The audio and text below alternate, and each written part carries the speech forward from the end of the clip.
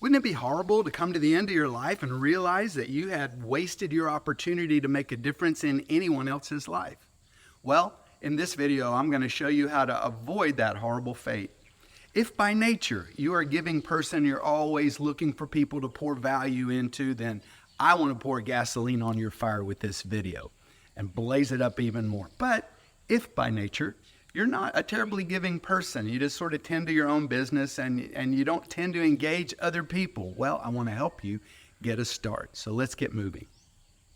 Here are 10 characteristics of the ones who change our lives. Number 1, they intend to. Only 5% of people you could designate as the givers in the world. They are focused on other people. They are looking for opportunities to add value to others. The rest of the world is pretty much focused on their own business, trying to deal with their own problems, and they are self-focused. So that's the first point. If you're ever going to be somebody who leaves a lasting impression on the lives of others, we have to change our focus and we have to intend to be a blessing to others. To engage that mind, it's in our mind. We're doing it on purpose. We're looking for people we can minister to. Number 2, they see you. There's a famous story in the Bible where there's this woman who had a bad reputation and had lived a horrible life, and she came busting into this religious party that had invited Jesus to be their guest of honor, and he was sitting there, and this woman just did not know how to behave.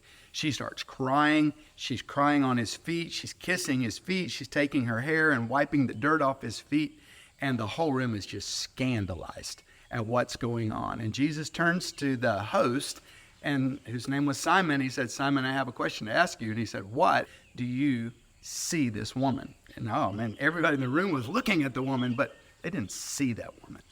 Jesus saw her. And that's the second characteristic of a person who changes lives, is that they see you. They're settled in their mind. They intend to help people. And when they see you, they give you strong eye contact. They stop what they're doing and they focus on you. They give you body signals that lets you know, no, I am here and I am drawing a box around you. My focus is on you. So let me encourage you to look up from your phone. Look at people you talk to. Sometimes a child will say, "Dad, you're not listening," and you'll be reading out of, the tablet or something. You go, yeah, I'm listening. He goes, "No, you're not looking at me." So eye contact, body language, let people know that you are really, really taking them in. That's the third characteristic, is they not only see you, they read you. They are looking carefully at what they see. They are listening to you. They are hearing you. They are trying to focus as though you're this incredibly valuable thing, something they want to study, something they really want to understand. So they're asking you questions. They're asking follow-up questions. Because a lot of times when people talk, they give you a little hint. Like you say, "Hey, how are you doing?" And they go, "Okay." Well, what does that mean? It means not okay. It means if you'll ask me a second question, I'll tell you what's really bothering me. But most people, they're not, 1, they don't intend to help people. Number 2, they don't even look at people. Number 3, they're not reading people. So that moment blazes right by. But a person who changes the lives of others, they see them and they read them. They are tuned into the things that are being said to them and they are taking it deeply in. Number 4, they have a big vision for your life. They see you bigger than you see yourself. They think your future is amazing. They think you could become something really incredible. And they've got a positive view of other people. Some people don't. For a lot of people, when you say, give me your knee-jerk reaction to the word people, and they'll say, problems. I've even heard people from the pulpit say, church would be so great if it wasn't for the people. And I'm thinking, get out of this business. I mean, really, get out of this business. If that's what your heart feels about people, then you're not a people person. You're not a change agent. You're not a change maker. You're not that 5%. And those are the people we've got to have. We have to foster them. And I think we all have to try to grow into one of them, because they're the precious few that make a difference in the lives of others. And they can only do that because they have a vision about other people's lives that, this life could be amazing. Now, number 5. Number 5 is really, really crucial. And this is what separates those who focus in your life from those who are cult group leaders. And that is, they do not take you over. A person who is there to build you up, a change maker in your life. The difference between them and the others is they don't want to dominate you. They want your dominion over your life to rise up. Their vision is you taking over your own life and running your life and taking it somewhere beautiful. And that's what separates the change maker from the busybody, from the person that's got control needs, from the person who's going to use the vulnerability of this relationship, because it can become a very beautiful relationship and a very open relationship. Because I'll tell you from experience, once you start focusing on people, and once you start listening to them, and once you start reading them and you actually catch a vision of greatness in that person, they're going to respond to that. And a lot of them completely drop their guard. They lean into you because they've never met anyone like you. No one has ever taken an interest in them at this level. Sherry and I are the directors of Emerge Missions, and these first 5 even are very, very crucial to us because we're in the people building business. And if we have a vision of what we do, it's that we and our partner ministers, they take initiative and go into places where life is so, so hard. And the life stories of young people are already written for them. They're sad stories and they're not going anywhere. And they take that pen up and they rewrite that life story. They get a vision for them, but we've learned all along, you can't take over that life. It's their life. They have to run their own life and they have to take it themselves to a beautiful place, but you can help them. There's so many ways that we can help other people and be a change maker. Hey, if this video is valuable to you, would you do me a favor and hit that subscribe button? And also, would you forward it to somebody that you believe it might be helpful to? It'll mean a lot to me. All right, let's jump back in. But at the end, I want to tell you the best part about deciding to be a 5% change maker. It's a surprising thing that happens when you choose this lifestyle. All right, number 6, they create boxes of time just for you. When people are in your life and they're there to make a difference in your life and they see you and they get a vision for you and it is something that they feel like this is their ministry. This is what they do in the world. They unlock people. They help people find who they are. And you don't have to be the genius. You read them. You see them because a lot of people, they don't see themselves as amazing at all. But in order to do this work, you've got to have time. And sometimes that time is not currently available. Like as you're talking to them, maybe there's things going on. Maybe a waitress in a restaurant is like, I can't keep talking to you about this, but I could make time. And this is where you have to make some life decisions, what you're going to do. Those who change lives, they create time boxes for people. And in that box, once it's your time with them, so a follow-up appointment, hey, can we talk on the phone? Would you like to meet for coffee? I mean, personal is always the best. But the point is, when you're with them, you are with them. You are focused. It's their time box. And you'll be surprised how much you can get done in a person's life in 10 minutes, 20 minutes, when it's the only purpose that you have, is to listen to them, ask questions, and just help them move along in their life. So that's number 6. You create time boxes for them.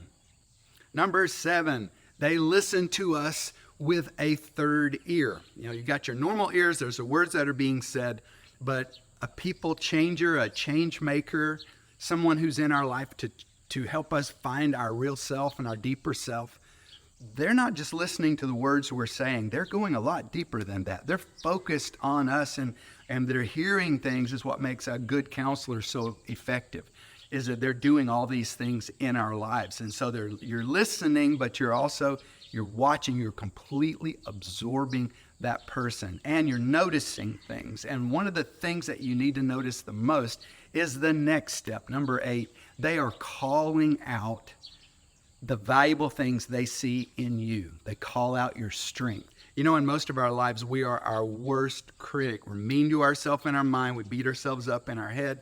And to have someone sit across from you and say, okay, from what I see about you, I notice that you are, and the next word, they're braced for that. And then when that word is something empowering, something wonderful, something beautiful, it just releases something in us. I was in Jason's deli one day, And there was a girl that was just managing the salad bar. And we'd never met, had never spoken to her, but she was so meticulous. She wasn't just like hurrying through it. She was careful. It was perfect. She wasn't going to put any, she was going through, if a tomato went out and it wasn't just right, she was taking it off. And I said to her, I can see something about you. And she looked up and I said, you are very good at your job. You care about the people here. You care about your presentation. You care, and tears just started coming. I need to hear things like that. Well, we all do. And that's the powerful thing about the 5% change maker. They come into our lives and they don't, one more time, point out all the bad things about us, but they look at us and say, I see a strength in you about this. And I don't know if you notice it, but you're really good at that. And when I look at you objectively, this is how I evaluate you. And you just call out their strengths. It's a very, very powerful ministry in the lives of other people. And it's fun to do because of the effect that you have on them.